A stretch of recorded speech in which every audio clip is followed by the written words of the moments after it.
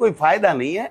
आप तो मैंने सुना है कि 100 उपखंड भी खत्म कर रहे हैं, तहसीलें भी खत्म कर रहे हैं। भाई साहब, हम सबको मत खत्म कर देना, है ना, जीने दो, जीने का अधिकार है।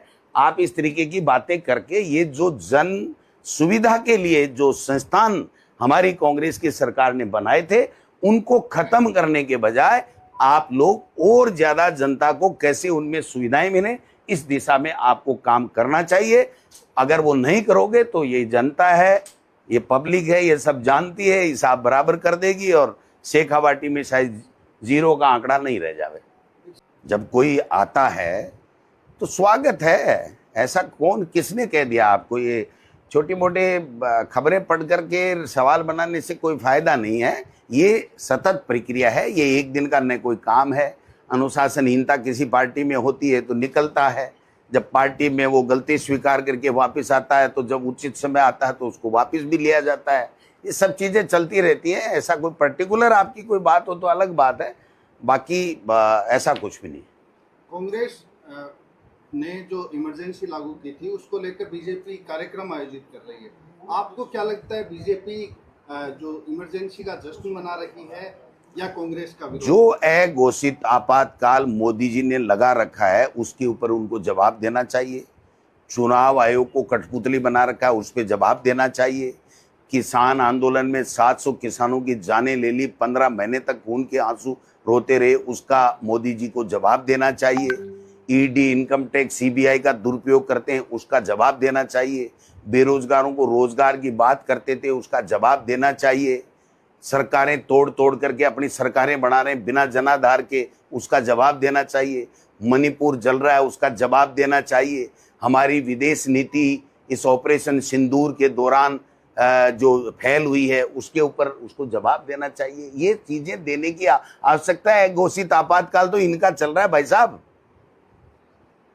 किरोड़ी जिस तरीके से छापामारी कर रहे हैं तो क्या मतलब शासकीय व्यवस्था लचर हो गई, मंत्रियों को छापे डालने पड़ रहे हैं, क्या कारण? अभी तो किरोड़ी बता सके कि उसके मन में तो कुछ चल तो रहा है। अब वो बड़ी पर्ची भी बदलाना चाहता है, अपनी पर्ची भी बदलाना चाहता है। अब कौन सी पर्ची पहले बदले नहीं बदले, लेकिन मेरा ऐसा कहना है कि इस समय बरसात के समय में किसानों को खाद बीज की अति आवश्यकता है, और उसको खाद बीज नहीं मिले और उसके बावजूद जा करके सारी की सारी कंपनियों को ही अगर आप कह रहे हो जैसे कि फर्जी हैं, तो फिर इस देश में गुजरात मॉडल यही है क्या कि गुजरात से सारी खाद नकली आ रही है, बीज नकली आ रही है? ये जो डीजल है, अभी पल्लू के अंदर एक बीजेपी के पदाधिकारी को पकड़ा है, वो कह रहा है 3-4 जिलों के अंदर वो अवैध जो है वो डीजल बना करके बेच रहा था, केमिकल ला के। उसको आईजी बीकानेर ने कहा है कि इस प्रकार से ये 3-4 जिलों के अंदर गिरोह काम करता है जो अवैध डीजल बना करके बेच रहा है। ये बीजेपी का पदाधिकारी है, वो जेल के अंदर है अभी 6-7 दिन पहले, 5-6 दिन पहले की बात है। तो ये सारा का सारा वो गुजरात से ही लाता बताते हैं। तो सब कुछ गुजरात से आ रहा है और यहाँ जो काम धंधे हैं वो भी गुजरात के लोग ले जा रहे हैं।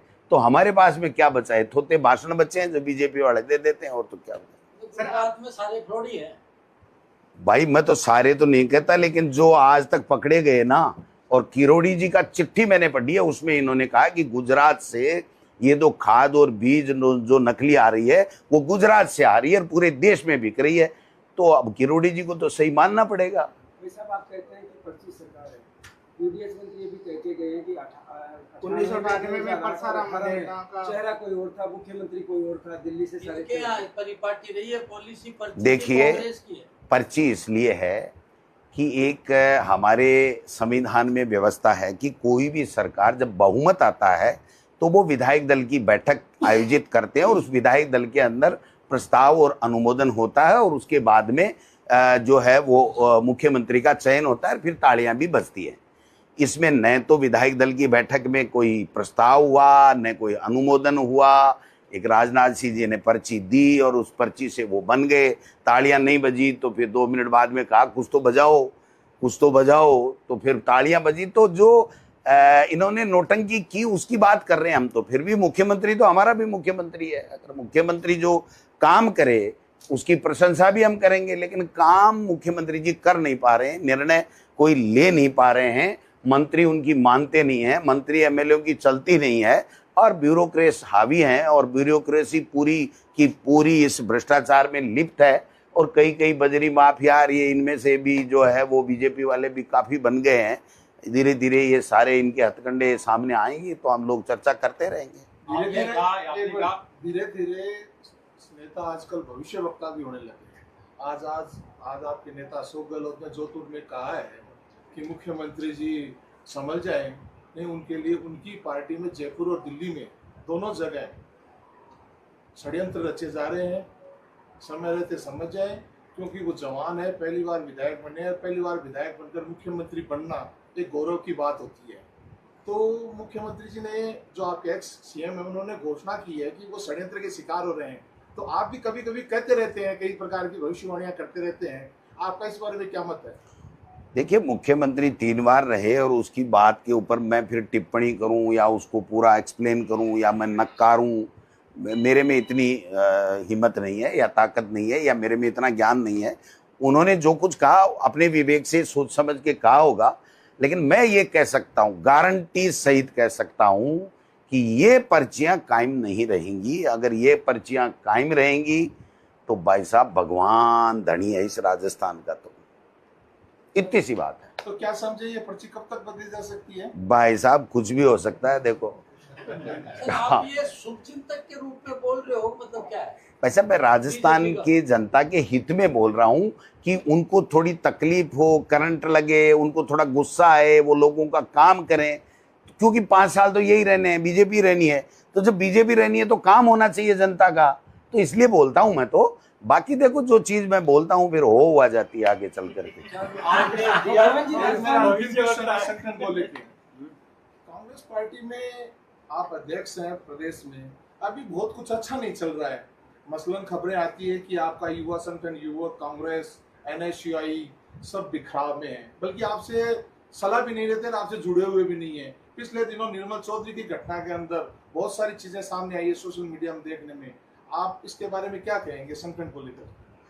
देखिए, संगठन का सशक्तिकरण नियमित प्रक्रिया है, सतत प्रक्रिया है, और ये अपने आप में संपूर्ण कभी नहीं हो सकता है। तो जब जब समय समय पर जो जो बातें सामने आती हैं तो उससे सीख लेकर के, प्रेरणा लेकर के हम लोग और ज़्यादा कैसे मजबूती के साथ में संगठन को मजबूत करें, इस दिशा में काम करते रहते हैं, भविष्य में करेंगे। जी, राजस्थान की कानून व्यवस्था को कैसे लगता है? 7 दिन तक एक डॉक्टर को धरना देना पड़ा है सर, उसकी मृत्यु को लेकर। भाई साहब, कानून व्यवस्था को तो कॉलोनियां ध्वस्त करने का प्रयास कर रही है सरकार। कानून व्यवस्था तो 0 सन्नाटा है राजस्थान में। कांग्रेस इसको लेकर क्या कर रही है? कांग्रेस तो जान देने को तैयार है हमारे नौजवानों के लिए, न्याय के लिए, किसान के लिए, बेरोजगार के लिए। संघर्ष हर जगह, संविधान बचाओ रैलियां कर रहे हैं, जा रहे हैं, कार्यकर्ताओं को प्रताड़ित कर रहे हैं, उनको संबल देने का काम कर रहे हैं। जो अन्याय हो रहा है, अत्याचार हो रहा है, आप देखिए बीकानेर के अंदर हमारा एक युवा साथी पीसीसी का पदाधिकारी रामनिवास कुकड़ा और सारे लोग जो किस तरीके से वहाँ पर आंदोलन कर रहे हैं। वहाँ पर 12 के अंदर प्रबोध जैन भाया एंड लोग कर रहे हैं। मैं सब जगह जा रहा हूँ, 28 तारीख को फिर मैं जोधपुर जा रहा हूँ। मैं और जूली जी आए दिन रात दिन लोगों से मिलते हैं, जाते हैं, संघर्ष करते हैं। हमारे अग्रिम संगठनों के जो पदाधिकारी हैं वो संघर्ष करते हैं। तो मैं समझता हूँ कि सरकार नाम की कोई चीज़ नहीं है, ये सरकार नहीं सर्कस है, और ये आपस में एक दूसरे को नीचा दिखाने का काम कर रहे हैं। जनता से या जनता की भलाई से या जनहित की योजनाओं से इनका कोई दूर दूर तक, किलोमीटरों तक कोई वास्ता नहीं। एक अंतिम सवाल, आपने बताया दिया कुमारी और किरोड़ी लाल लगे हुए हैं, पर्ची बदल रहे हैं, तो और कौन कौन है, किस तरीके से, क्या किसी कोई भी बता सकता, और क्या अंदरूनी राजनीति और क्या कहना चाहिए? भाई साहब, ये तो सारे ही मुख्यमंत्री बने बैठे हैं। हर आदमी कह रहा है जब भजनलाल जी बन सकता है तो मैं क्यों नहीं बन सकता। तो सारे मतलब जो है वो नए वाले, पुराने वाले कह रहे हैं नए की लीडरशिप नहीं मानेंगे, नए वाले कह रहे हैं हम भी बन सकते हैं। तो ये जो सर्कस चल रहा है ना, ये राजस्थान के लिए ठीक नहीं है, इसको ठीक करना चाहिए। और ऊपर से एक संदेश देना चाहिए आकर के। अब वो नड्डा जी आए, बिखेर गए रायता, नड्डा जी आके गए इसको मत मानो, ये भजनलाल कुछ नहीं है, इसको मत मानो, हमारी विचारधारा को मानो। अब विचारधारा कहीं दिखती नहीं है, वो आरएसएस की विचारधारा होती है, वो आरएसएस वाले दिखते नहीं है, कहीं भी पीछे से ही पर्चियां भेजते रहते हैं, काम कराते रहते हैं, इसलिए क्या बताएं। सर भाई आखिरी साहब, सवाल तो ये तो हटा दो।